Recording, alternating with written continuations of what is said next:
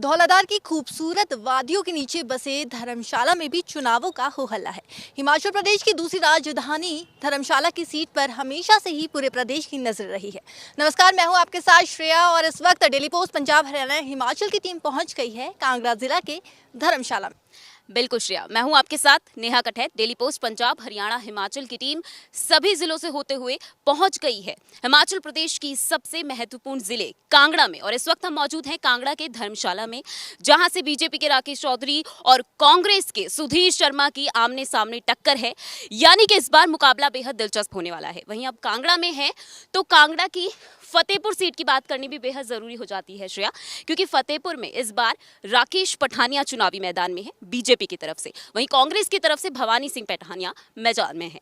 लेकिन इससे पहले हम सब जाने श्रेया, जनता की राय जानना भी जरूरी हो जाता है। बिल्कुल, विधानसभा सीटों की बात करें तो कांगड़ा जिला सबसे बड़ा है और कहते हैं कि जिसने कांगड़ा सीट पर फतेह हासिल की उसने प्रदेश में सरकार बनाई। तो चलिए जानते हैं जनता का मूड क्या लगता है, कांग्रेस या फिर भाजपा? कांग्रेस। कांग्रेस। जैसे कि भाजपा ने यहाँ पर स्मार्ट स्ट्रीट लाइट लगाने के वादे किए थे, तो वो वादे सरकार पूरे कर पाई है या नहीं? बिल्कुल, सरकार अपने वादों पे पूरा बिल्कुल नहीं कर पाई है। चाहे वो बात रोज़गारी की हो, चाहे स्मार्ट सिटी की हो। अगर स्मार्ट सिटी में अगर सरकार ने इतना काम किया होता तो हम स्मार्ट सिटी में हमारी रैंकिंग क्यों नहीं बढ़ी? पिछले 5 सालों में हमारी रैंकिंग क्यों नहीं बढ़ी स्मार्ट सिटी में? इसलिए मेरा यही कहना है कि पिछले 5 सालों में सरकार ने यहाँ पर कोई खास काम नहीं किया है। अगर धर्मशाला के मुद्दों की बात करें तो धर्मशाला के मेन मुद्दे क्या है? धर्मशाला के मेन मुद्दे हैं, जैसे आप कह रहे हैं स्मार्ट सिटी में, तो यहाँ पे जगह जगह पे जो डस्टबिन थे लगाए गए थे वो सब उखाड़ दिए गए हैं। जो यहाँ की मेन मार्केट्स हैं वहाँ पे कंस्ट्रक्शंस को बीच में रोक दिया जाता है, उसे कंप्लीट नहीं किया जाता है। फिर यहाँ पे सेंट्रल यूनिवर्सिटी का गठन पिछले कई सालों से रुका पड़ा है, जो अभी तक हो नहीं पा रहा है। तो इसके साथ साथ और भी कई मुद्दे हैं जो अभी तक पुरानी सरकार पूरे नहीं कर पाई है। जो कि हमारे मंत्री श्री सुधीर शर्मा जी 2012 में थे, तो उन्होंने काफ़ी विकास किया धर्मशाला में, जो आज तक लोग मानते हैं। और 2017 से जब से बीजेपी यहाँ आई है उसके बाद से कोई कार्य पूरे नहीं हुए हैं, और हम चाहते हैं कि इस बार सुधीर शर्मा फिर से आएँ और जो रुके हुए कार्य हैं उन्हें पूरा किया जाए। सुधीर शर्मा को दिल्ली में हाजिरी लगाने के बाद टिकट मिला है, तो इस पर आपका क्या कहना होगा? जी, इस बारे में ज़्यादा कुछ नहीं कहेंगे, क्योंकि जो भी टिकट का होता है वो सब आला कमान देखती है, और हमें पता था कि सुधीर शर्मा जी को ही टिकट मिलेगी और बस उन्हें टिकट मिल चुकी है। क्या क्या मांगे? हमारी यही है कि हमारी ओल्ड पेंशन जो है वो बहाल होनी चाहिए। तो क्या लगता है, कांग्रेस ने वादा किया है कि सरकार बनने के 10 दिन बाद ओपीएस जो है लागू किया जाएगा, होगा वादा पूरा? बिल्कुल होगा जी, इन्होंने राजस्थान में भी करके दिखाया हुआ है तो मतलब कांग्रेस पार्टी ने। अभी क्या लगता है, क्या स्थिति है, मौजूदा स्थिति बीजेपी या कांग्रेस?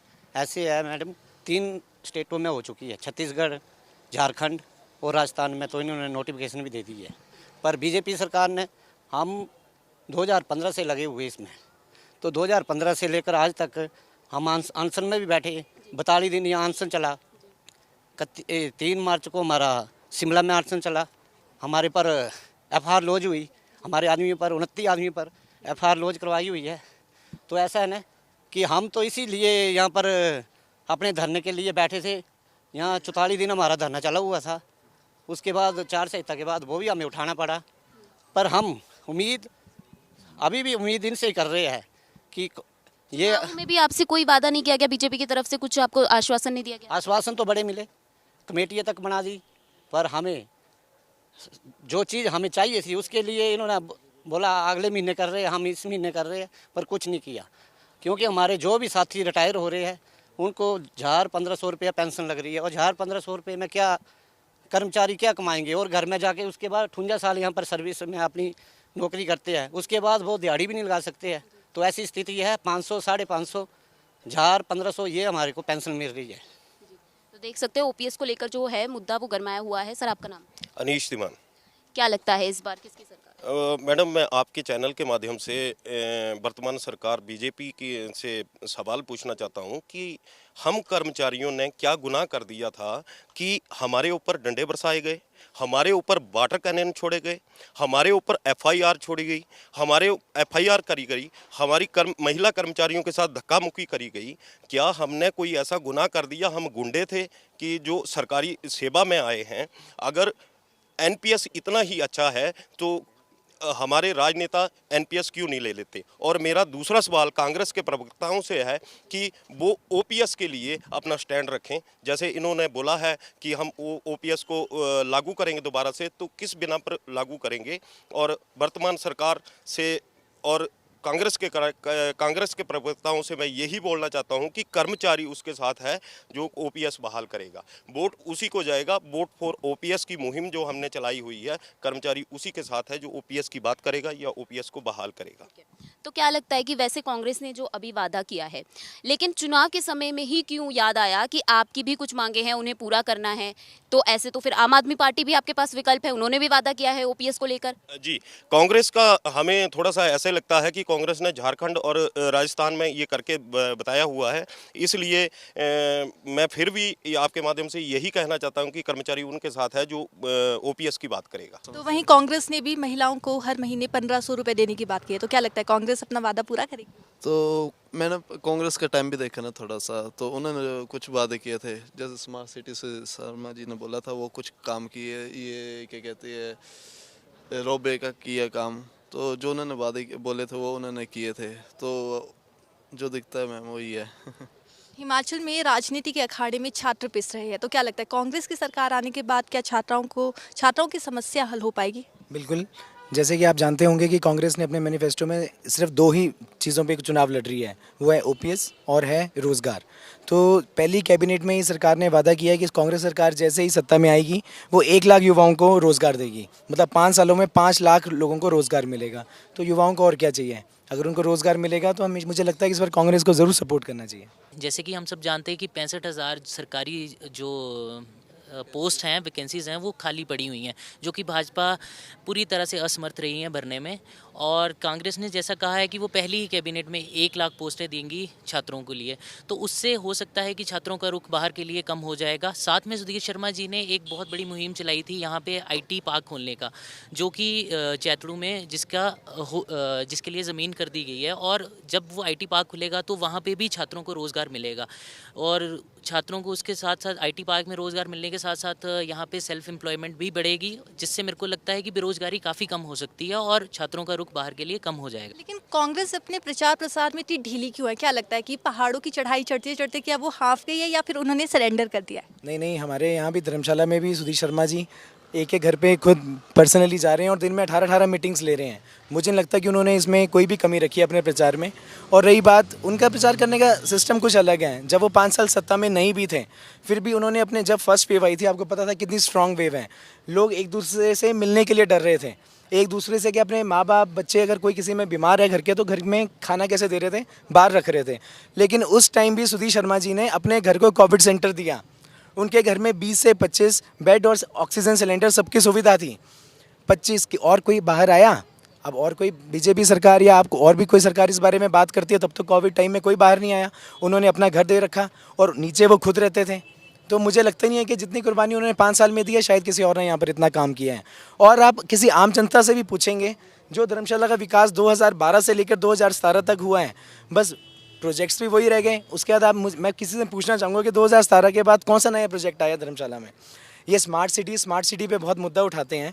स्मार्ट सिटी का मुद्दा तो ये उठा रहे हैं, लेकिन स्मार्ट सिटी का रैंकिंग में तो हमारा कोई सुधार नहीं किया। रैंक तो हमारा उतना ही है। तो मुझे लगता नहीं कि स्मार्ट सिटी पे ना तो कोई स्मार्ट सिटी पे काम किया गया, ना लोगों के रोज़गार के लिए कोई काम किया गया। जयराम सरकार को आप 10 में से कितने नंबर दोगे? देखिए, जयराम सरकार बिल्कुल ही, मुझे नहीं लगता कि मैं उनको नंबर दे सकता हूँ, क्योंकि हिमाचल में, धर्मशाला में, ज़िला में कोई भी ऐसा काम नहीं हुआ है जिसको सराहा जा सके। तो मुझे नहीं लगता कि हम कोई सक्षम है उनको कोई भी नंबर देने के लिए। अगर पूरे कांगड़ा ज़िला की बात करें, क्योंकि कहते हैं कि कांगड़ा की जो सीट है वो सबसे इम्पोर्टेंट सीट है, तो क्या लगता है कि पूरे कांगड़ा सीट में जो कांग्रेस है वो लोगों के दिल में अपनी जगह बना पाएगी? बिल्कुल।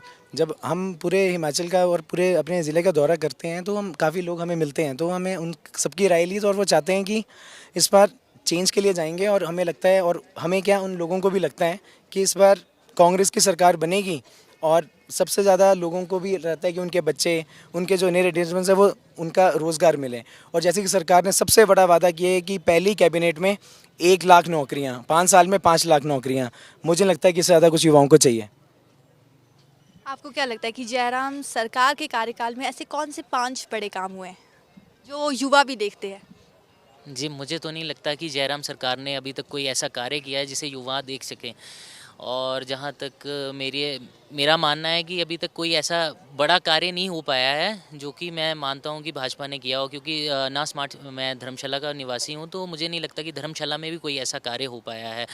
और जहाँ तक बात रही ओपीएस की, तो हमारे मुख्यमंत्री जी सदन में बैठ के कहते हैं कि जिसे ओपीएस लेना है वो खुद आके इलेक्शन लड़ ले, वो भी इलेक्शन लड़ ले ताकि उन्हें भी ओपीएस मिल जाए। और बाद में वो प्रेस वार्ता में कहते हैं कि मैंने तो गर्मी में कह दिया था। तो उससे पता चलता है कि वो क्या सोच रखते हैं, क्या उनकी सोच है प्रति छात्रों के और कर्मचारियों के प्रति। तो मुझे नहीं लगता कि जयराम सरकार किसी भी तरह से अपना कोई कार्य कर सकी है और किसी भी तरह से उन्होंने अपने कार्य पूर्ण किए हों। तो मुझे नहीं लगता कि कोई कार्य हुआ है जयराम सरकार के लिए। मुझे लगता है कि जब 2.5 साल पहले स्मार्ट स्ट्रीट लाइट लगाने की बात कही गई थी तो उसके लिए 25 करोड़ रुपए खर्च हुए थे, लेकिन स्ट्रीट लाइट के नाम पर यहाँ पे खंबे खड़े कर दिए गए हैं। मैं आपको इस पे बताना चाह रहा हूँ, पहले तो जो स्मार्ट सिटी वाली बात, स्मार्ट सिटी लेके कौन आया? जो सुधीर शर्मा जी हमारे कांग्रेस के उस समय 2012 में जो मंत्री थे, यहाँ से वो लेके आए। जितना विकास हुआ, ये रोपवे बीजेपी ने एक ईंट तक नहीं लगाई है इन 17 से लेके अभी तक। कोई एक काम बता दें। अभी आपने पूछा कि जयराम सरकार ने कौन सा काम किया, उन्होंने किया पेपर लीक किया, युवाओं के ऊपर लाठी चलाई और एक पैसे उनको बेरोजगार किया, घर बैठा दिया। कोविड की जब उस समय चल रहा था तो उन्होंने घर से बाहर नहीं निकले। तो बस उनके पास तो कुछ है ही नहीं कहने के लिए। अब आते हैं मोदी जी भी आते हैं, वो ये अभी थोड़ी देर पहले भाई बता रहे थे, बस वो खाने पीने की चीज़ें गिना के चले जाते हैं। कोई विशेष पैकेज तो हिमाचल के लिए लेके नहीं आए। आपको क्या लगता है कि सुधीर शर्मा को कांग्रेस पार्टी के अंदर ही विरोध का सामना करना पड़ रहा है?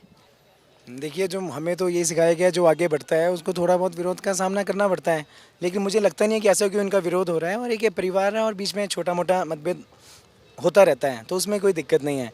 और मैं आपको एक चीज़ और बताना चाहूँगा, जो भाजपा सरकार बोल रही है कि हमने हिमाचल में धर्मशाला की बात करें, हम यहाँ पर इंटरव्यू दे रहे हैं तो धर्मशाला की बात करें कि हमने बहुत काम किए हैं।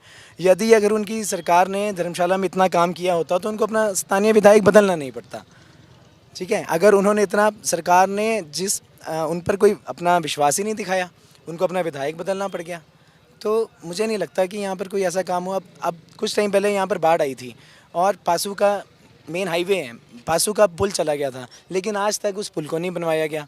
तो ये बहुत चिंता का विषय है कि मेन हाईवे में धर्मशाला में स्मार्ट सिटी तो हम बोलते हैं, लेकिन ऐसा कोई काम नहीं किया गया जिसके लिए कोई स्मार्ट सिटी इसको कहलाया जाए। आप तो चाहते हो कि कांग्रेस की सरकार आए, लेकिन जो उनके आपस में डिस्प्यूट्स चल रहे हैं, क्या उसका खामियाजा उन्हें भुगतना पड़ेगा? नहीं, ऐसा कोई डिस्प्यूट मैं आपको बताना चाहूँ, डिस्प्यूट कहाँ है? आपने देखा वीडियो वायरल हुआ, मोदी जी जो 20-20 घंटे 18-18 घंटे काम करने वाले प्रदेश के प्रधानमंत्री अपने रूठे हुए प्रत्याशियों को मना रहे हैं। वीडियो वायरल हुआ है, देखा होगा आपने सबने। तो डिस्प्यूट तो बीजेपी में है, एक सीट पे 3-3 बीजेपी वाले लड़ रहे हैं। ये सबसे ज़्यादा तो बगावत यहीं पे हुई है। बीजेपी का इनका कैंडिडेट विशाल नेहरिया के बाद आपने देखा हो कितने लोगों ने इस्तीफे दिए हैं। विशाल नेहरिया जी खुल के कौन सा बीजेपी के लिए काम कर रहे हैं? ये तो थी धर्मशाला के लोगों की राय। मुझे लगता है कि यहाँ के लोग जयराम सरकार के कार्यकाल से खासे खुश नहीं हैं। क्यों नेहा, आपने भी लोगों से बात की, आपको क्या लगता है? बिल्कुल श्रेया, जो मुकाबला है वो टक्कर का है, लेकिन कहने वाली बात ये ज़रूर होगी कि ओपीएस जो है वो एक बड़ा मुद्दा बन सकता है इन चुनावों में। जैसे कि आपने सुना, कर्मचारियों को वो कह रहे हैं कि हम इस बार कांग्रेस की तरफ, कांग्रेस को एक मौका देना चाहते हैं, क्योंकि ओपीएस की मांग जो है वो उनकी बहुत लंबे समय से लटकी हुई है और बीजेपी ने उनकी सुनी नहीं है। तो श्रेया, ये एक बहुत बड़ा मुद्दा हो सकता है ओपीएस में भी। नेहा, जैसे मैंने शुरुआत में कहा था कि कांगड़ा जिले में जो फतेह हासिल करेगा उसकी सरकार प्रदेश में बनेगी। खैर, ये तो 8 दिसंबर को ही पता लगेगा कि किसकी सरकार आएगी और किसके सर सत्ता का ताज होगा।